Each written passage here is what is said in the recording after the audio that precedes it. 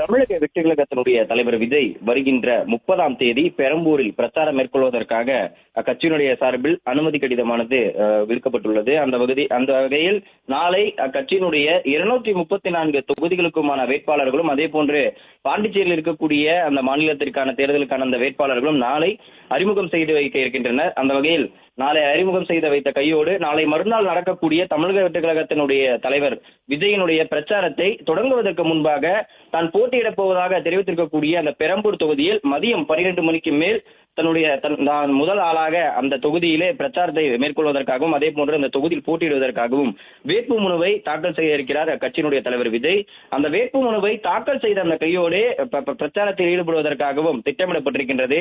பெரம்பூரிலிருந்து தன்னுடைய தேர்தல் பிரச்சாரத்தை இந்த தேர்தலில் தொடங்குவதற்காக விஜய் திட்டமிட்டிருக்கக்கூடிய நிலையில் தான் போட்டியிடக்கூடிய அந்த தொகுதியிலே தன்னுடைய பிரச்சாரத்தை தொடங்க வேண்டும் என்று விஜய் நினைத்திருக்கின்றார்.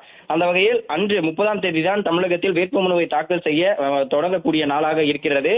அந்த நாளிலேயே தன்னுடைய வேட்புமனுவை தாக்கல் செய்த கையோடு வருகின்ற ஒவ்வொரு தொகுதியிலும் தன்னுடைய பிரச்சாரத்தை தொடங்குவதற்காக விஜய் திட்டமிட்டிருக்கின்றார். விஜய் வேட்புமனுவை தாக்கல் செய்த அடுத்த நிமிடமே மீதம் இருக்கக்கூடிய மற்ற தொகுதி வேட்பாளர்கள் அனைவரும் வேட்புமனுவை தாக்கல் செய்வதற்காக திட்டமிட்டிருக்கின்றனர்.